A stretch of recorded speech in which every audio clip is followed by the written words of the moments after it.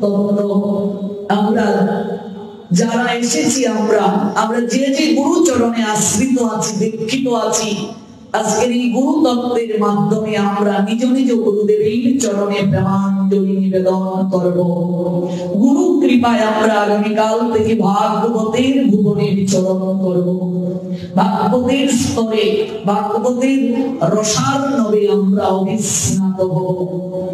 জগতে দুজন হলেন কল্পতরুর ন্যায়, একজন হলেন পরম দয়াল শ্রী গুরুদেব, আরেকজন হলেন বৈষ্ণব ঠাকুর।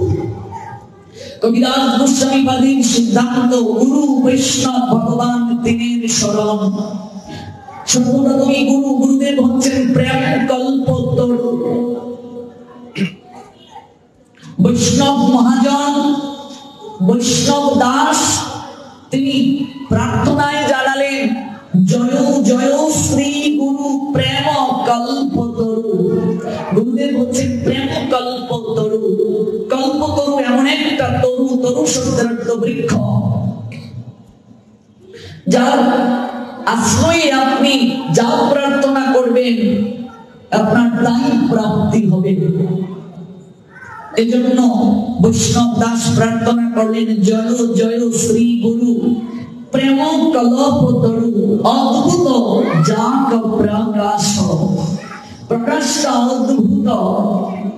গুরুদেব হলেন ভগবানের সাকার স্বরূপ। শ্রী বিশ্বনাথ চক্রবর্তী ঠাকুর তিনি বললেন সাক্ষাৎ হরি তেন সমস্ত শাস্ত্রই রুদ্ধস্ততা ভাববত এব সত্ত্বী কিন্তু প্রভুরিয়া প্রিয় এব দস্য বন্দে গুরশ্রী চরণারবিন্দম।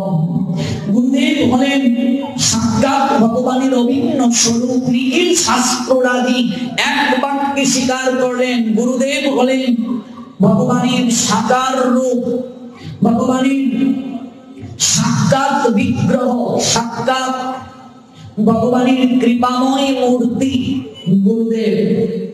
সনাতন দাসও এই কথাটাই বললেন, জীবেরও নিস্তার লাগি নন্দ সুত হরি ভুবনে প্রকাশ হন গুরু রূপ ধরি।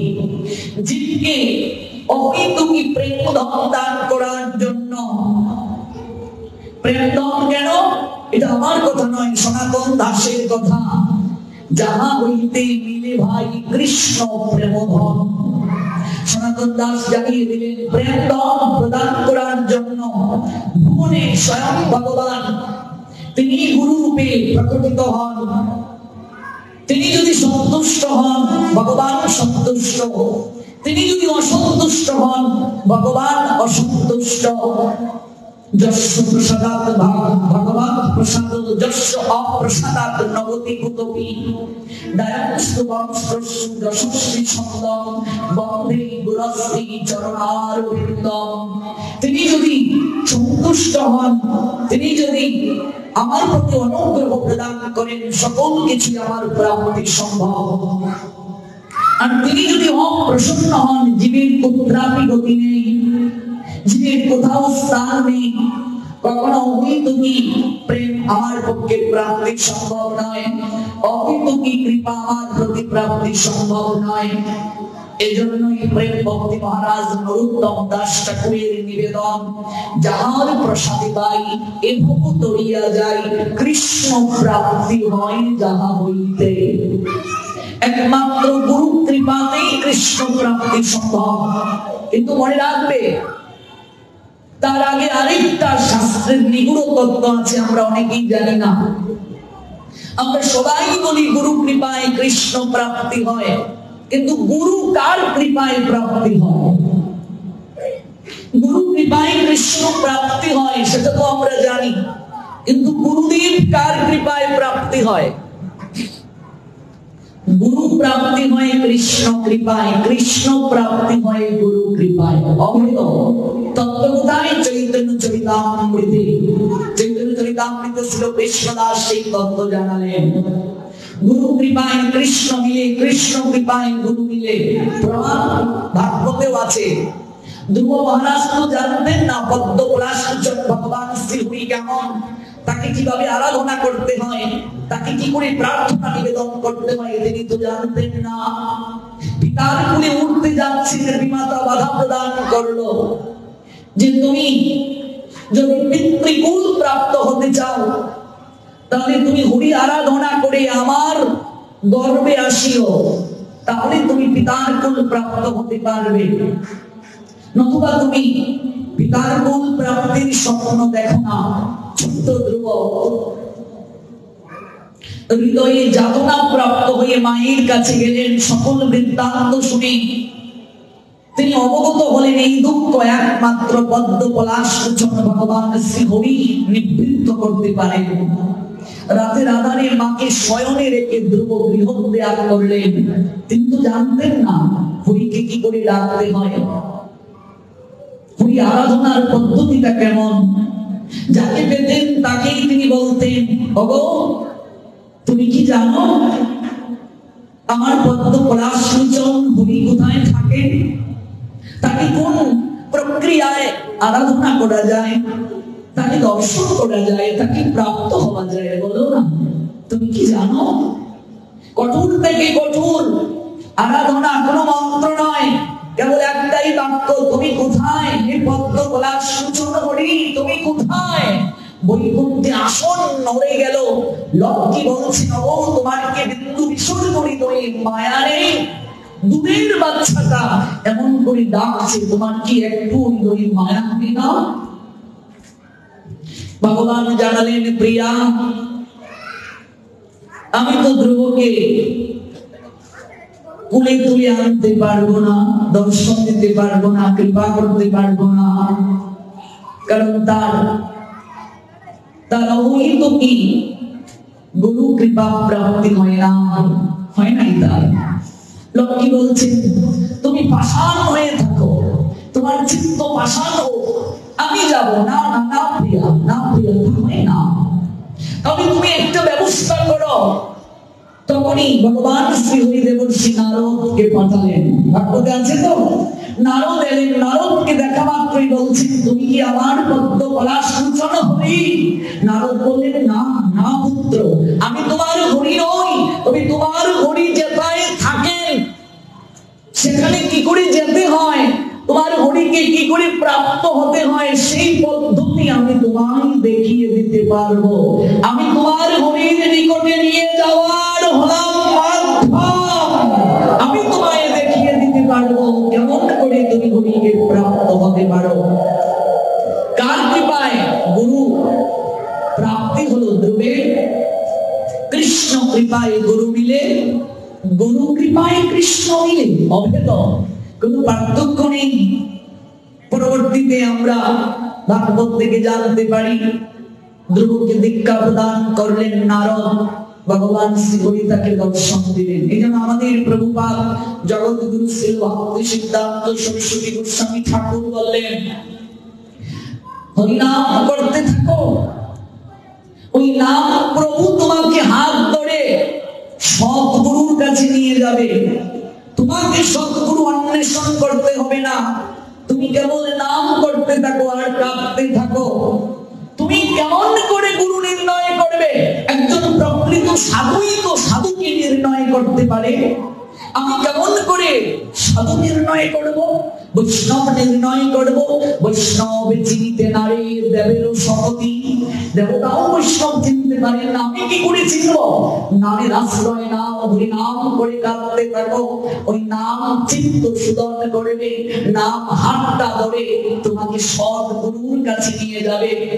ওই নাম হলেন সাক্ষাৎ ভগবান গোবিন্দ, কোন পার্থক্য নেই, নাম নামই অভেদ। ওই নাম হাতটা ধরে তোমাকে সৎগুরুর কাছে নিয়ে যাবে, আর সৎগুরু তোমার জমিটাকে প্রস্তুত করে বীজ বপন করে দেবে, কৃষ্ণ প্রেমের বীজ, ভক্তির বীজ। আর পরিচর্যা বাড়ি অর্পণ করার সঙ্গে সঙ্গে সেই বীজ অঙ্কুরিত হয়ে যাবে, ভক্তি বৃক্ষে রূপান্তরিত হবে। তুমি যেমন চির দুঃখ যন্ত্রণা নিবৃত্ত করতে পারবে, আর ওই ভক্তি বৃক্ষের ছত্র তলে অগণিত লোক আশ্রয় নিয়ে জগতের ত্রিতাপ জ্বালাকে উপশম ঘটাবে। এই হলো তত্ত্ব, এই হলো শাস্ত্রের প্রথম কথা। এর বাহিরে যাওয়া যাবে না। এর বাহিরে গেলেই মর্যাদা লঙ্ঘন, আনুগত্য লঙ্ঘন। আর গৌড়ীয় বৈষ্ণব ধারাটাই হচ্ছে আনুগত্যের ধর্ম।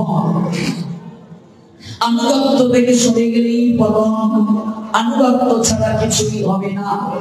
এজন্যই যাহার প্রসাদে ভাই এ ভবতরিয়া যাই, কৃষ্ণ প্রাপ্তি হয় যাহা হইতে।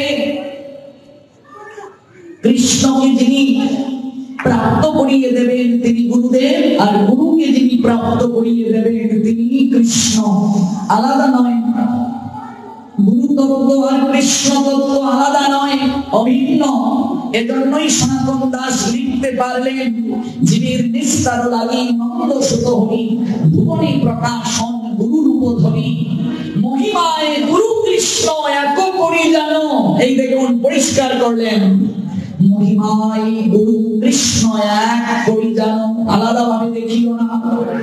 মহিমায় গুরু কৃষ্ণ এক করি জানো, গুরু আজ্ঞারিদে সব সত্য করি মানো। মহিমায় গুরু কৃষ্ণ একই, আলাদা নয়। আলাদা দৃষ্টিতে দেখিও না, গুরুকে মনুষ্য জ্ঞান করিও না।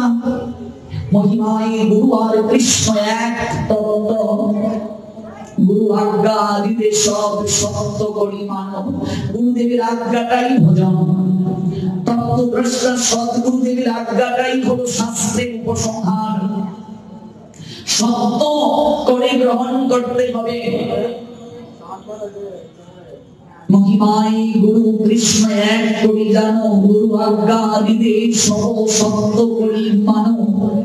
সত্য জ্ঞানে গুরু বাক্যে যাহার বিশ্বাস, অবশ্য তাহার হয় ব্রজ ভূমিবাস। সত্য জ্ঞানে গুরু বাক্যে যাহারও বিশ্বাস। গুরু বাক্যে বিশ্বাসটা কেমন? সুদৃঢ়, সুদৃঢ় বিশ্বাস। তাহলেই সেই ব্যক্তির কেবল ব্রজভূমিতে বাস করার সৌভাগ্য হতে পারে। বিশ্বাসটা সুদৃঢ়, কারণ গুরু মুখপদ্ম বাক্য চিত্তেতে করিয়া ঐক্য, আর না করিও মনে আশা। গুরুদেবের মুখনিসৃত বাক্যটা এটা চিত্তে আমাকে সম্পূর্ণ রূপে একাগ্র চিত্তে গ্রহণ করতে হবে। মনে আর কোনো আশা, আর কোনো সংশয় রাখা যাবে না, আর কোনো সংশয় রাখা যাবে না। কারণ শ্রী গুরুদেবের চরণটা পদ্মের ন্যায়। ও বাবা, পদ্মের মাঝে মধু থাকে, সেই মধু প্রাপ্তির জন্য মধুকরেরা পদ্মের নই করতে যায়, তাই তো? পদ্মের নই করতে যায়। পদ্মকে যদি কর্তন করা হয়, বাড়িতে এনে যদি বেষ্টন করা হয়, এক ফোঁটা মধু কি সেখান থেকে নিঃসৃত হবে? হবে না। পদ্মের যদি বাক প্রকাশ করার শক্তি থাকতো, পদ্ম পুষ্প বলতো, এমন করে মধু আহরণ করা যায় না রে। এইভাবে মধু প্রাপ্তি সম্ভব নয়। অকারণে আমায় কষ্ট দিচ্ছ কেন? আমার মধু তো মধুকরেরা আমার নিকট থেকে লুট করে নিয়ে গিয়েছে। রূপ গোস্বামী পাদের ভাষায় ভক্তি হে পদ্ম মধু বাবা। আমরা যদি কৃষ্ণ প্রেম মধু ভক্তি মধু আস্বাদন করতে চাই, ভগবান কৃষ্ণের চরণেও সেই ভক্তি প্রেম মধু প্রাপ্তি সম্ভব নয়। ভগবান বলছেন, আমার সকল মধু ভক্ত মধু করেরা আমার নিকট থেকে লুট করে নিয়ে গেছে। তোমরা যদি প্রেম মধু ভক্তি মধু আস্বাদন করতে চাও, তোমরা গুরু বৈষ্ণবের চরণে শরণ নাও। শ্রী গুরু চরণ পদ্ম কেবল ভগবতী শব্দ, বন্ধ সাবধান মতে। বলছেন কেবল ভগবতী শব্দ, এনে কেবল শব্দ দ্বারা, এর বাহিরে কিছু নেই। কেবল শব্দ দ্বারা বোঝানো হয়েছে, এর বাহিরে কিছু নেই, কেবল ভগবতী শব্দ। এরপর বললেন বন্ধ নই সাবধান মতে। কিন্তু সেই চরণটা বন্দনা করতে হবে, সেই চরণটা আরাধনা করতে হবে অত্যন্ত সাবধানতার সঙ্গে। বন্ধময়ী সাবধান মতে, কারণ তার চরণেই কেবল মাত্র মধু আছে। আচ্ছা, পদ্ম পুষ্প তুলতে গেলে কাটার ঘা খাওয়ার পরিস্থিতি আসতে পারে কি পারে না? পদ্ম পুষ্প কর্তন করতে গিয়ে, চয়ন করতে গিয়ে কাটার গা খাওয়ার পরিস্থিতি আসতে পারে কি পারে না? গুরুচরণে মধু আছে বটে, কিন্তু অপরাধ রূপ কাটাও রয়েছে তার চরণে। গৌর প্রেমানন্দে কাটাও আছে, অপরাধ। এই অপরাধ যদি কেউ করে, অপরাধ রূপ কাটা যদি শরীরে বিদ্ধ হয়ে যায়, কিছুই প্রাপ্তি সম্ভব নয়। সনাতন দাসের ভাষায় সনাতন দাস জানিয়ে দিলেন, গুরুকে বিক্রিয়া যদি দেখো কখনো, যদি গুরুদেবকে কোনদিন বিক্রিয়া দেখো, তথাপি অবজ্ঞানাহি করো কদাচন, সকল কিছু বিনষ্ট হয়ে যাবে। অপরাধ রূপ কাটার গায়ে সকল কিছু বিনষ্ট হয়ে যাবে। এই জন্য তার চরণেই প্রেম মধুর, তার কাছেই প্রেম প্রাপ্তি সম্ভব। শ্রীমান মহাপ্রভু নিজে আচরণ করে শিক্ষা দিলেন। পিতৃকার্য সমাপন করে শ্রীমান মহাপ্রভু গয়া ধামে যখন গেলেন পিণ্ড দান করবেন পিতৃকার্যের নিমিত্তে, সেখানে দেখবেন গয়াসুরের বুকের মাঝে ভগবান শ্রী বিষ্ণুর চরণ চিহ্ন রয়েছে গয়া ধামে। সেই চরণ চিহ্ন দর্শন করে শ্রীমান গৌর হরি অযুত তারায় কাঁদতে শুরু করলেন। আচারকে ভূমিতে লুণ্ঠিত হলেন আর গড়িয়ে গড়িয়ে কাঁদছেন, বলছেন, হে গয়াসুর, তোমার কত সৌভাগ্য, তোমার বক্ষে ভগবান শ্রী হরি চরণ রাখলেন, আমি কেন অসুর হলাম না? গৌরী কাঁদছেন।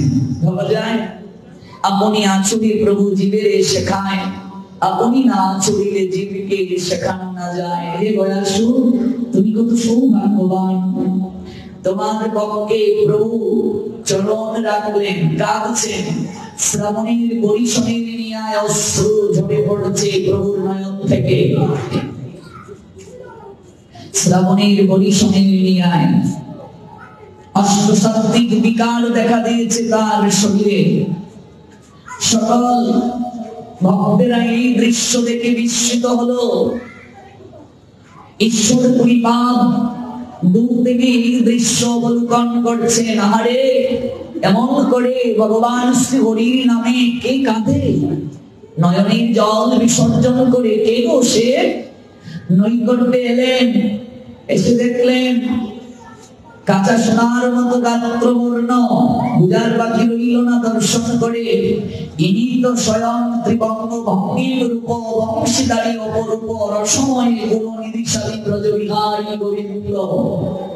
আজকে তিনি নদিয়া বিহারী কলিহত জীবের ভাগ্য গগনে উদিত পূর্ণ হিন্দু গৌরাঙ্গ সুন্দর হয়ে জগতে এলেন।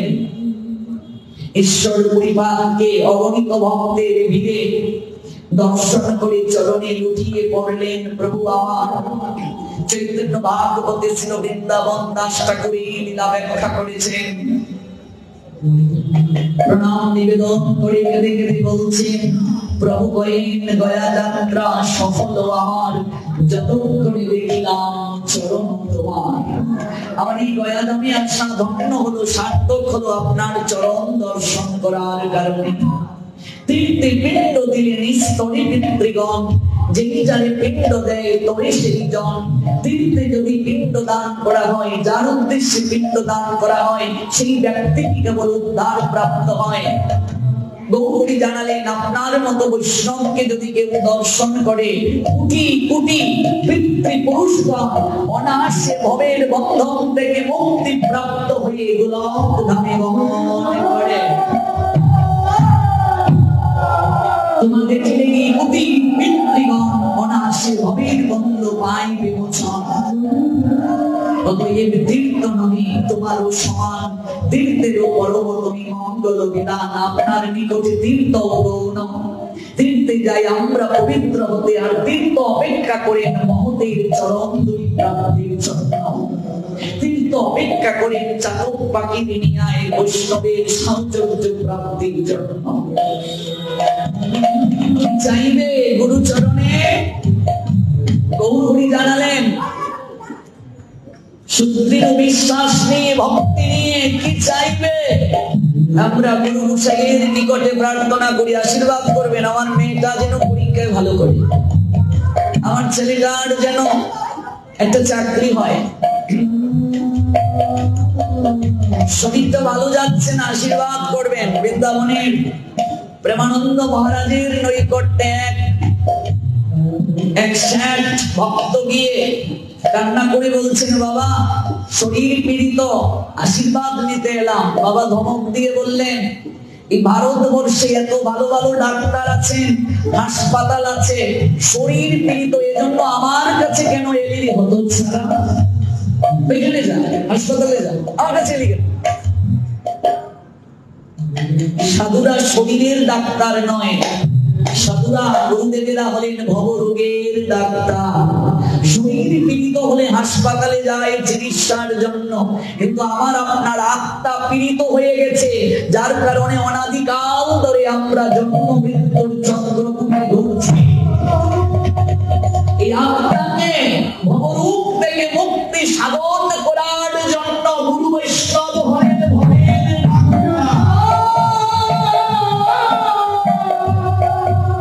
বৈষ্ণবের নিকটে। এই পার্থিব কিছু চাওয়া উচিত নয়, এগুলো মূর্খরা চায়। গুরু বৈষ্ণবের নৈকট্যে প্রার্থনা কি হবে? গৌরহরি জানালেন, চৈতন্য ভাগবতে আছে, গৌরহরি গলবস্ত্রটা পেতে ঈশ্বর পরিপাদের নৈকট্যে প্রার্থনা করছেন, হে বৈষ্ণব ঠাকুর, আপনি কৃপা করে আমায় ভিক্ষা দিন। জগৎগুরু গৌরাঙ্গ আজ লোক শিক্ষার জন্য দেখাচ্ছেন শিষ্য কেমন করে হতে হয়। চৈতন্য ভাগবতে ছিল বৃন্দাবন দাস ঠাকুর লিখলেন, মহাপ্রভু জানালেন, সংসার সমুদ্র হইতে উদ্ধার মোরে, এই আমি দেহ সমর্পিলাম তোমারে। হে গুরুদেব, এই সংসারটা সমুদ্র স্বরূপ, এখানে হাবুডুবু খাচ্ছি, সাঁতরাচ্ছি, কোলের ঠিকানা পাচ্ছি না। এই সংসার সমুদ্র হতে আমাকে উদ্ধার করুন কৃপা করে। এই আমি দেহ সমর্পিলাম তোমারে, আমার এই দেহ মনপ্রাণ আমি আপনার চরণে সমর্পণ করে দিলাম। দীক্ষা কালে শিষ্য করে আত্মসমর্পণ। এরপর কেঁদে কেঁদে বললেন, কৃষ্ণ পাদ পদ্মের অমৃত রস পান আমারই করাও তুমি এই চাহিদা। হে গুরুদেব, আমায় কৃষ্ণ প্রেম ভিক্ষা দান করুন, আমায় এই কৃপা করুন, আমি যেন একবার নয়ন জলে হাম কৃষ্ণ প্রাণ কৃষ্ণ বলে কাঁদতে পারি।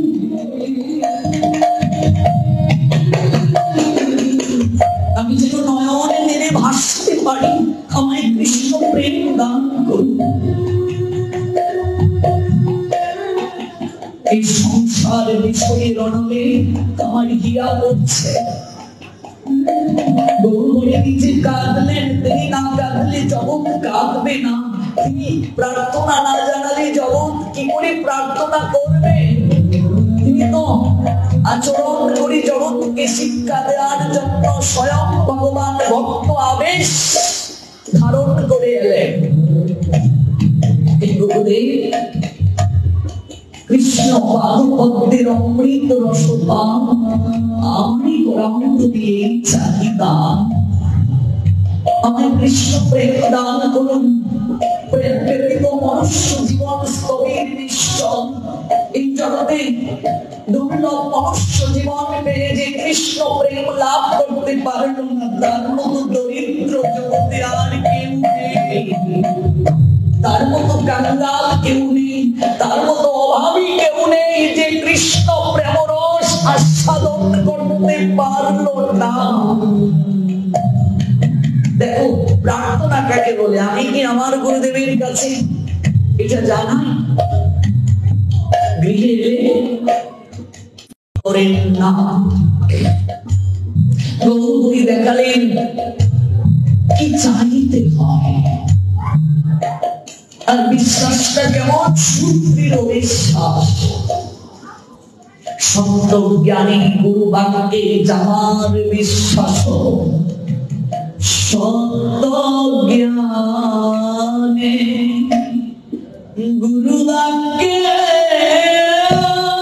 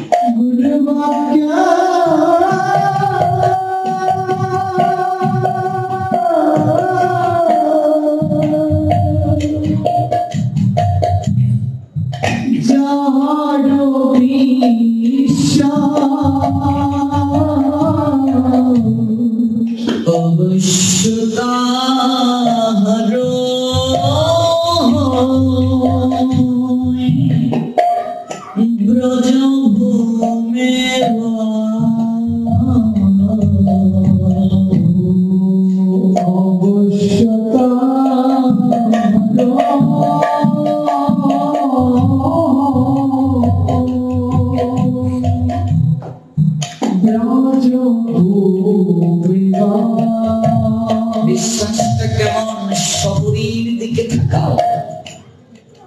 গুরুদেব মাতঙ্গ ঋষি চন্ডালের কন্যাকে দীক্ষা দিয়ে বললেন, মারে এই নে তোকে বীজ প্রদান করলাম, বসে বসে একাগ্র চিত্তে এই বীজকে ধ্যান করবে। দেখবি মা, একদিন রঘুপতি শ্রীরামচন্দ্র তোর কুটিরে আসবে রে মা, তোর হাতে নৈবেদ্য গ্রহণ করবে। শবরী কে ছিলেন পূর্ব জন্মে? শবরী ছিলেন পূর্ব জন্মে মহারানী, রাজার স্ত্রী ছিলেন। মহারানী কাকে বলে? রানীর যে রানী, অর্থাৎ রাজার রাজা সম্রাট, সম্রাটের যিনি স্ত্রী সম্রাজ্ঞী তাকে বলে মহারানী। কিন্তু সম্রাজ্ঞী হওয়ার পর তিনি একদিন সাধু সেবা থেকে বঞ্চিত হয়েছিলেন। সে অনেক লীলা স্পর্শ করছি কেবল। তখনই তিনি প্রার্থনা করেছিলেন, এই উচ্চ কুলে জন্ম নেওয়ার কারণে আমি নিজ হাতে সাধু সেবা করতে পারলাম না। তুমি সম্রাজ্ঞী হয়ে সাধু সেবা নিজের হাতে করবে, এই বাক্য আমায় শুনতে হলো। প্রভু, আবার যদি তুমি আমাকে জন্ম দিয়ে পাঠাও, তুমি আমাকে উচ্চ কুলে জন্ম দিও না, তুমি আমাকে এমন কুলে জন্ম দিও সবার কাছ থেকে দুঃখ পেয়ে যেন আমি ভগবানের চরণে শরণ নিতে পারি। এই সম্রাজ্ঞী জন্ম নিলেন চন্ডালের কন্যা হয়ে শবরী। কুচকুচি কালো গায়ের বরণ, রাতের আধারে যজ্ঞ মণ্ডপের পাশে কাষ্ঠ সংগ্রহ করে রেখে আসেন, ঝাড়ু দেন। যজ্ঞ মণ্ডপ থেকে ঋষিদের কুটির থেকে সরোবর পর্যন্ত রাতের আধারে কেউ যেন দেখতে না পায়। যদি জানে চন্ডালীর কন্যা কাষ্ঠ সংগ্রহ করে যজ্ঞের জন্য দিয়ে যায়, যজ্ঞে তাহা গৃহীত হবে না। ঋষিদের মাঝে প্রধান যিনি, যার নাম মাতঙ্গ ঋষি, তিনি একদিন ভাবলেন এই কার্যটা কে করে, তাই লুকিয়ে রইলেন। তিনি সারা রাত শয়ন করলেন না, ঝোপের আড়ালে লুকিয়ে রইলেন। কে করে এই কার্যটি? মধ্যরাত্রিতে দেখছেন কুচকুচে গায়ে বরণ কালো এক বালিকা হাতে ঝাড়ু দিয়ে সরোবর থেকে কুটিরের পর্দা ঝাড়ু দিচ্ছে, আর কাষ্ঠ যজ্ঞ বেদির পাশে সাজিয়ে রেখে যাচ্ছে। পরদিন যজ্ঞ হবে। পিছন থেকে মাতঙ্গ ঋষি ডাকছেন, বালিকা শোনো। কণ্ঠস্বর কর্ণে গেল, পিছনে ফিরিয়ে দেখলেন ঋষিদের মাঝে প্রধান মাতঙ্গ ঋষি তাকে ডাকছেন, ঋষি মোর অভিশাপ দেবেন না, আমি চন্ডালীর কন্যা, সবই রাতের আধারে কাষ্ঠ রেখে যাচ্ছ কেন? আমি যে চন্ডালীর কন্যা, সমাজ সংসারের লোক আমায় ঘৃণার চোখে দেখে। যদি আমার কাষ্ঠ দ্বারা যজ্ঞ না করে, কে বলছে রে মা? ভগবানের ভজনে জাত কুল বলে কিছু নেই রে। এই জগৎ সংসারে যারা জাত কুলকে বড় করে দেখে, ছোট করে দেখে, ওরা আত্ম অনুসন্ধিৎস নয়, আত্মজ্ঞানী নয় রে। কে বলছে রে মা? অভিশাপ কেন দেব তোকে? কাছে আয়, তোকে তো আশীর্বাদ করবো। তুই বালিকা বয়সে সাধু সেবা করছিস, যজ্ঞের জন্য কাষ্ঠ সংগ্রহ করে রাখছিস। বল তুই কি চাস, বল চা আমার কাছে। সরণী করজুড়ে বললেন, ঋষিবর কিছু প্রাপ্তির জন্য তো আমি এই সেবা করিনি। দেখুন নিঃস্বার্থ ভাব। कर्मणि अवधिकारते मफलेश कदाचन कर्म फल हेतु कुमारते संदस्व कर्मण কোনো প্রাপ্তির জন্য তো করিনি। যদি বর দিতে হয় ঋষিবর, আপনি আমায় এই বর দান করুন। অন্তত জীবন সায়ান্নে একবার হলে, অন্তিম কালে একবার হলেও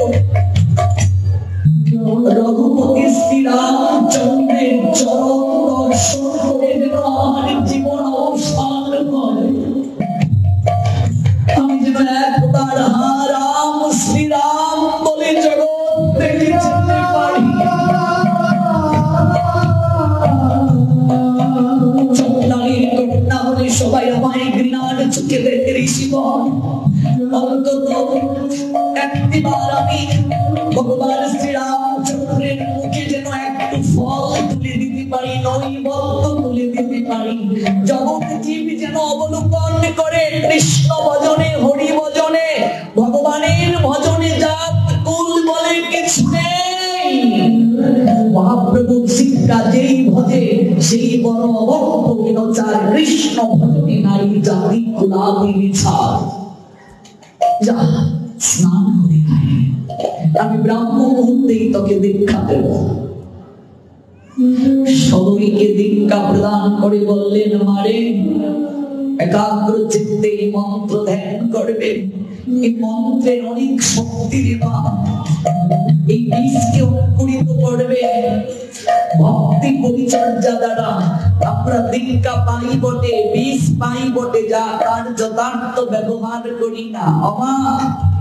একজন দীক্ষিত ব্যক্তি যদি সন্ধ্যার নিকটা যথাসময়ে না করে, সন্ধ্যা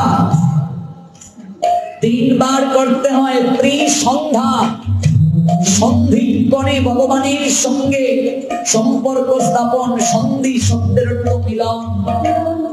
একটা নির্ধারিত সময় আছে বীজ ধ্যান করার। বীজ মন্ত্র ধ্যানের সময় প্রাতকালীন সময়ে সূর্য উদয়ের আগের 24 মিনিট, সূর্য উদয়ের পরের 48 মিনিটের মাঝে সকাল বেলার আহ্নিক করতে হবে। এরপরে যদি প্রাতকালের প্রার্থনা করো প্রায়শ্চিত্ত দ্বারা করতে পারবে, কিন্তু এই মন্ত্রের যথাযথ ক্রিয়া পাবে না। বুকে হাত দিয়ে এবার প্রশ্ন করতে হবে, দীক্ষা তো পেলাম, কেন আমার ভক্তির উন্নতি হচ্ছে না? একটা দিনও ভাগবত পাঠ মিস করবে না। আজকে তো কেবল গুরু তত্ত্ব বলছি, প্রতিদিন যখন এইভাবে তত্ত্ব আলোচনা করব 7 দিন পর বুঝতে পারবে কেন পিছিয়ে আছি ভক্তি জীবনে, কেন আমার ভক্তির উৎকর্ষতা প্রাপ্ত হচ্ছে না। কারণটা কি? মধ্যাহ্নকালীন সময়ের প্রার্থনা 12টা বাজার আগের 24 মিনিট, 12টা বাজার পরের 24 মিনিট, 48 মিনিটে মুহূর্ত হয়। বিষ্ণু পুরাণ বলছেন মুহূর্ত 30 প্রকার। 30টি মুহূর্তের মাঝে 2টি হচ্ছে শ্রেষ্ঠ মহৎ মুহূর্ত। একটি হচ্ছে সমুদ্র মুহূর্ত, আরেকটি হচ্ছে ব্রহ্ম মুহূর্ত। ব্রহ্ম হচ্ছে মহৎ, শ্রেষ্ঠ মহৎ, আর সমুদ্র হচ্ছে শ্রেষ্ঠ মহৎ। বাকি 28টা মুহূর্তের বর্ণনা আছে। তার মধ্যে বিচিত্র মুহূর্ত আছে, ভালো মুহূর্ত আছে, মন্দ মুহূর্ত আছে। এগুলো জানতে হবে, নতুবা প্রার্থনা অগ্রসর করতে পারবে না। সন্ধ্যাকালের প্রার্থনা সূর্য অস্ত যাওয়ার আগের 24 মিনিট, সূর্য অস্ত যাওয়ার পরের 24, এই 48 মিনিটের মাঝে আহ্নিকটা করতে হবে। গুরু প্রদত্ত বীজ ধ্যান করতে হবে। একজন দীক্ষিত ব্যক্তি যদি একদিন সন্ধ্যা আহ্নিক মিস করে, ও মায়েরা কদিন? একদিন 3 বেলা যদি সন্ধ্যা আহ্নিক মিস করে, গায়ত্রী যারা পেয়েছে, একদিন যদি মিস করে, 3 দিন না খেয়ে সূর্য দর্শন করে তাকে প্রায়শ্চিত্ত করতে হবে। কতবার সন্ধ্যা মিস করছি, আহ্নিক মিস করছি? অবিরত সন্ধ্যা আহ্নিক মিস করার কারণে আয়ু কমে যাবে, শক্তি ব্যাধি হবে, সংসার লক্ষ্মী হারা হবে, দৈহিক সৌন্দর্য বিনষ্ট হয়ে যাবে, একটার পর একটা অঘটন লেগে থাকবে। এই মন্ত্রের এত শক্তি, মন্ত্রকে যদি বিক্রিয়া দাও, এজন্য বলছি গুরুকে বিক্রিয়া যদি দেখো কখনো, যেদিন দীক্ষা নিয়েছো গুরুচরণে সেদিন প্রতিজ্ঞায় আবদ্ধ হয়েছো। যদি মন্ত্র আর গুরুদেব অভিন্ন, মন্ত্র ভগবান অভিন্ন, যদি এটাকে বিক্রিয়া কেউ দেখে, সনাতন দাস বলছেন তথাপি অবজ্ঞা নাহি করো কদাচন, কোনদিন এই অবজ্ঞা করবে না। এগুলো আমরা ধারাবাহিক ভাবে শুনবো। যদি মিস যায় প্রায়শ্চিত্ত কি, কিভাবে ভক্তিতে আরো আমরা অগ্রসর হব। মারে এই বীজ দিলাম, বসে বসে ধ্যান করবে রে মা, দেখবে রঘুপতি শ্রীরামচন্দ্র তোর ফিরে আসবে। গুরু বাক্যে বিশ্বাস বিষয়টিকে বোঝানোর জন্য অবতারণা করছি এই লীলা। সনাতন দাস বলছেন সত্য জ্ঞানী গুরু বাক্যে যাহার বিশ্বাস, অবশ্য তাহার হয় ব্রজভূমে বাস।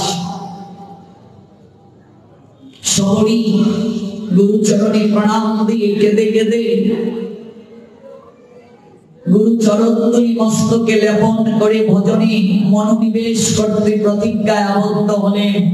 পরদিন মাতঙ্গ ঋষিকে ঋষি সমাজ বহিষ্কৃত করলো চণ্ডালীর কন্যাকে দীক্ষা দেওয়ার কারণে। শ্রীরামচন্দ্র সকল ঋষিদের অপরাধ হয়েছিল শবরীর চরণে, সেটাও তিনি লীলা করে জগৎকে দেখালেন যে ঋষিগণ এটা ভুল করেছিলেন। মাতঙ্গ ঋষি অভিমান করে ঋষি সমাজ থেকে গমন করলেন, শিষ্যাকে আশীর্বাদ দিয়ে গেলেন। গুরুদেব এক সময় দেহ রেখে সদামে গমন করলেন। গুরুদেব দেহ রাখলেও শিষ্যর কাছে সর্বদা প্রকট থাকেন। গুরু সেবা 2 প্রকার, বপু সেবা, বাণী সেবা। বপু সেবা মানে শরীরের সেবা, বাণী সেবা মানে তার আদর্শকে প্রতিপালন। চণ্ডালীর কন্যা শবরী গুরু বাক্যে সুদৃঢ় বিশ্বাস নিয়ে ভজন করছেন। শৈশব থেকে কৈশোর, কৈশোর থেকে যৌবনে পদার্পণ করলেন। প্রতিদিন তিনি কুঠিরের আঙ্গিনা পুষ্পরাজি দিয়ে সাজিয়ে রাখেন। কানন কান্তার থেকে পুষ্প চয়ন করে অনুরাগের সুতো দিয়ে মালা গেঁথে থরে ভিতরে সাজিয়ে রাখেন। কোনদিন রঘুপতি রামচন্দ্র যে আসবেন, সেদিন যদি একটা গৃহে মালা না থাকে, তিনি কেমন করে তার গলায় পরিয়ে দেবেন? বৃক্ষরাজি থেকে ফল তুলে তিনি নিজে পরখ করেন কোনটা মিষ্টি কোনটা টক। টক ফলটাকে রেখে দেন, ফেলে দেন, আর মিষ্টি ফলটাকে সংরক্ষণ করে রাখেন, প্রভুর চন্দ্র কদমে তুলে দেবেন। যৌবন কেটে গেল, প্রভু তো এলেন না। কাঁদেন শহরী গুরুদেব, আপনি না বলেছিলেন এই মন্ত্র দেন পর সঠিক ভাবে একদিন রঘুপতি শ্রীরামচন্দ্র উঠে আসবেন। তাহলে আমি কি আজ নিষ্ঠা ভক্তি সহকারে তাকে ডাকতে পারিনি গুরুদেব?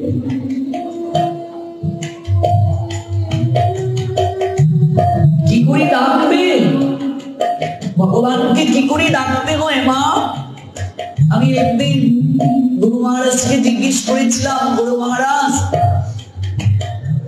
কতবার কৃষ্ণ নাম করলে কৃষ্ণ দর্শন হয়? কতমালা কৃষ্ণ নাম করলে কৃষ্ণ কৃপা হয়, দর্শন হয়? গুরু মহারাজ বললেন, একবার কৃষ্ণ নামেও কৃষ্ণ দর্শন হয়, অনন্তবার কৃষ্ণ নাম করেও কৃষ্ণ দর্শন হয় না। একবার কৃষ্ণ নাম জপেও কৃষ্ণ কৃপা হয়, অনন্তবার গুটি টানলেও কৃষ্ণ কৃপা হয় না, কৃষ্ণ দর্শন হয় না। গুরু মহারাজ তাৎপর্যটা কি?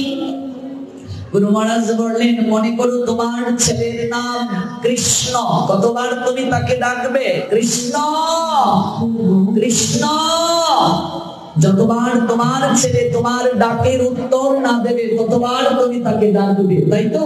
যখন সে বলবে আগে বাবা ডাকছো কেন, তখনই তো শেষ।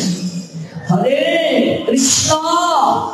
হরে মানে রাধারানী, রাধারানীর একটি নাম হরা, সম্বোধন পদ হরে কৃষ্ণ। ডাকছি আমরা কৃষ্ণকে, এক পক্ষ ডাকছি গো মা, ওই পক্ষ থেকে কি সাড়া পাওয়া যাচ্ছে? আমরা হরিনাম করছি, যাকে ডাকছি তিনি কি উত্তর দিচ্ছেন? আপনারা যারা হরিনাম করছেন, আমার হয়নি, আপনাদের হয়েছে তো?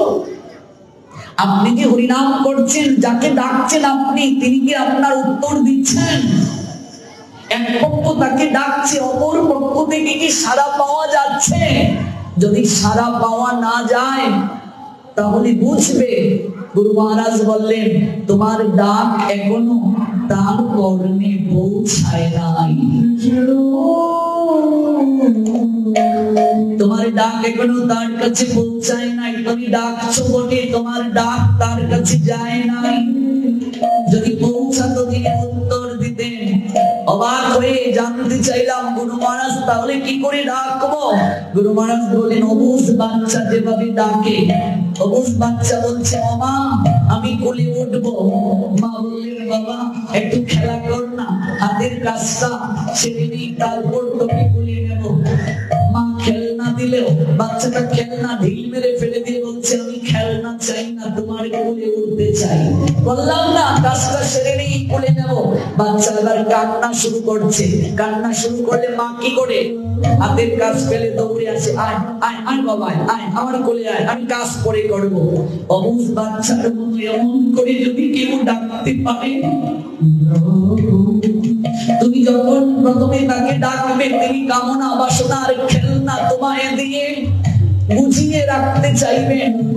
মায়ের হাতের খেলনা পেয়ে বাচ্চা যদি শান্ত হয়ে যেত, জীবনে তার আর মায়ের কোলে ওঠা হতো না।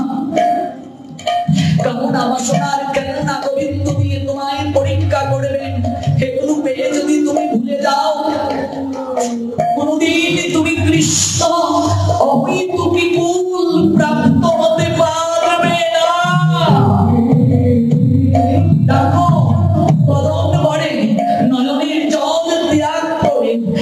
দেবে একদিন না একদিন ভগবান শ্রীকৃষ্ণ আসবে তোমাকে কোলে তুলে নেওয়ার জন্য।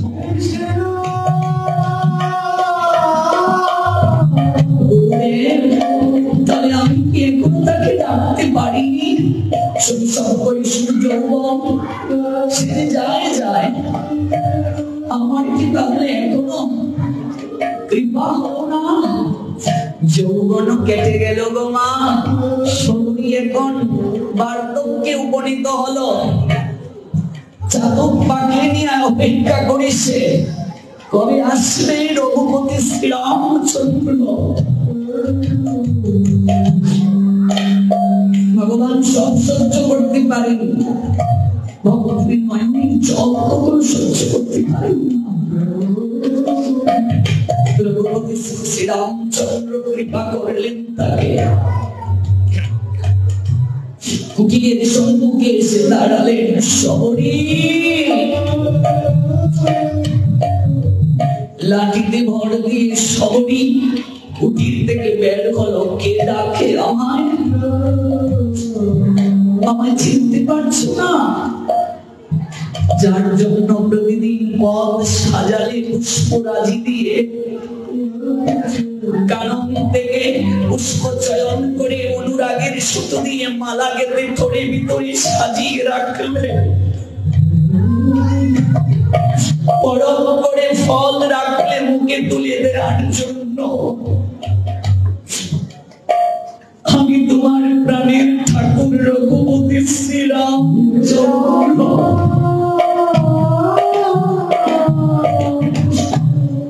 শরীর আনন্দ আর কে দেখে চারিদিক সুগন্ধে আমোদিত হলো।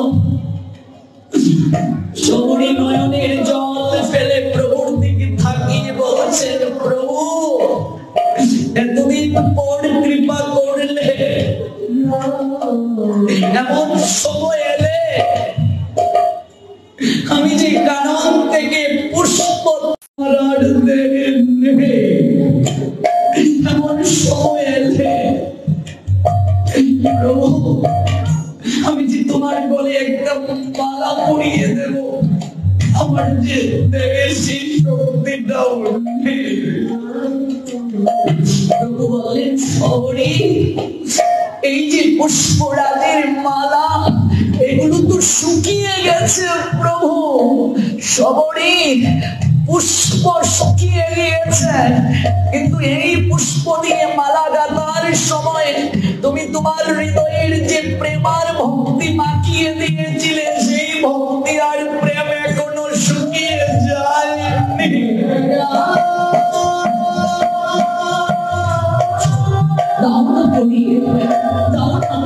শবরী ওই একটা মালাই তুমি আমার গলায় পরিয়ে দাও। ভক্তমাল গ্রন্থে দেখবেন এই চমৎকার মহিলা শবরী শুকনা পুষ্পরাজি অনুরাগ আর ভক্তির মাখানো মালা রঘুপতি রামচন্দ্রের গলায় পরিয়ে দিলেন। যে ফুল তিনি প্রতিদিন সংগ্রহ করে রেখেছেন পাত্রে, নিজে পরখ করে উচ্ছিষ্ট ফল প্রভুর বদনে তুলে দিলেন। গুরুদেব আপনি তো অন্তর্যামী, আপনি তো সব নিরীক্ষণ করছেন। গুরুদেব আপনি সদামে গিয়েছেন, কিন্তু আপনি তো সব দেখছেন। দেখুন আপনার শরীর সকল দুঃখ আজ দূর হলো। আপনার কৃপা সম্পূর্ণ হলো গুরুদেব। আপনার মুখনিসৃত বাক্যের সুদৃঢ় বিশ্বাস আমার সার্থক হলো। আমার প্রভুপতি শ্রীরাম দর্শন হলো।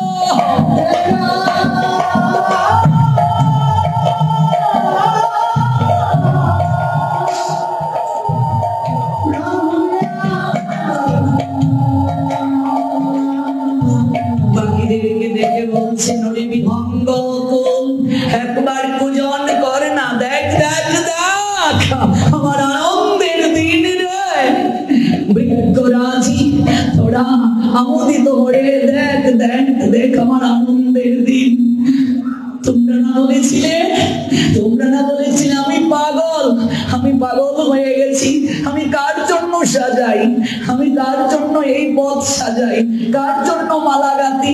তোমরা না বলেছিলে আমি পাগল? দেখো দেখো দেখো দেখো, আমি যার জন্য সাজিয়েছি তিনি আমায় নিরাশ করেননি। দেখো দেখো দেখো, আজ আমার আনন্দের দিন। ঋষি কবি বললেন, সব দুঃখ সইতে পারি, তোমার দুঃখ সইব না। জগৎকে ডেকে বলবো সেদিন, যেদিন পাবো তোমার চরণ রেণুকণা। প্রভু গো, জগতের সকলের দুঃখ আমি সইতে পারবো, তোমার ভজন করতে গিয়ে সবাই দুঃখ দেবে, সবাই ছেড়ে যাবে, এটাই স্বাভাবিক। আমি সব দুঃখ সইতে পারবো, কিন্তু প্রভু তোমার অদর্শনের দুঃখ সইতে পারবো না। না না প্রভু, পারবো না। অন্তত অন্তিম কালে একবার তুমি দর্শন দিও, আমি জগৎকে সেদিন দেখে বলবো, দেখো আমার প্রভু আমায় ঠকিয়ে রাখে, আমায় কৃপা করেছেন প্রভু। আমি যে অস্পৃশ্য, আমার চরণে সরোবরের জল স্পর্শের কারণে নাকি কৃমি কীটে ওই জল দূষিত করেছে। প্রভু, ওই ঋষিগণ আমাকে চণ্ডালের কন্যা বলে টিকাটিপ্পনি করে, আমার গাত্র স্পর্শে নাকি ওই জল দূষিত হয়েছে। প্রভু শ্রীরামচন্দ্র শবরীর দুটো হাত ধরে বললেন, শবরী, ওই ঋষিগণ ভক্তের চরণে অপরাধ করে, তোমার গুরু চরণে অপরাধ করে, ওদের গাত্র স্পর্শে ওই সরোবরের জল দূষিত হয়েছে। ভক্তের শক্তি মহিমা আজ আমি জগৎকে দেখাবো। তুমি ওই জলে চরণ রাখো, দেখবে তোমার চরণ ধুলির স্পর্শে সরোবরের জল নির্মল হয়ে যায়, পবিত্র হয়ে যাবে। শবরীর চরণ স্পর্শে সরোবরের জল পবিত্র হলো। যে ঋষিগণ গুরুদেবকে ত্যাগ করেছিল, নিন্দা করেছিল, আজ তারাও এলো শবরীর চরণ ধুলি নেওয়ার জন্য। শবরীর মহা আনন্দের দিন হলো, একমাত্র গুরু বাক্যে তাহার সুদৃঢ় বিশ্বাস ছিল বলে। সনাতন দাস তাই বললেন, সত্য জ্ঞানে গুরু বাক্যে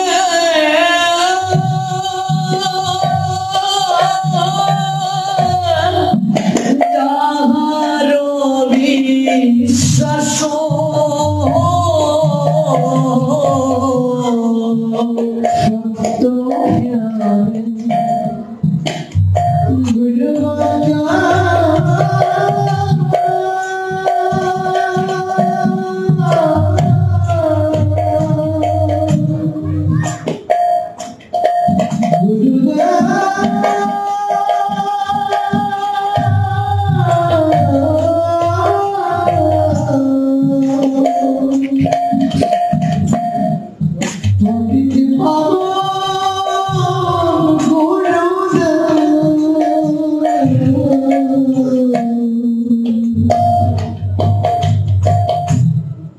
সত্য জ্ঞানে গুরু বাক্যে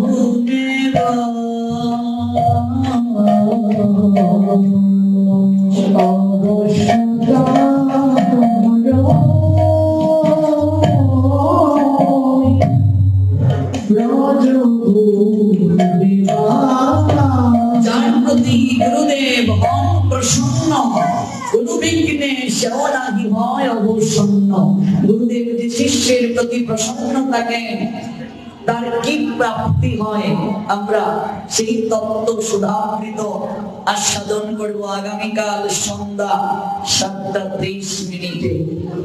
যারা আসেননি তাদের কাছে সংবাদটা পাঠিয়ে দেবেন। ঠিক 7:30 থেকে আমরা আবার গুরু কৃপায় আস্বাদনে রত হব। নিজ চরণে আজ প্রেমাঞ্জলি নিবেদন করে আজকের মতো এখানেই সপ্ত দিবস ব্যাপী ভাগবত যজ্ঞের প্রারম্ভিক রজনীর সূচনা বিশ্রামের পথে গেলাম। নিতাই সীতানদী প্রেমানন্দে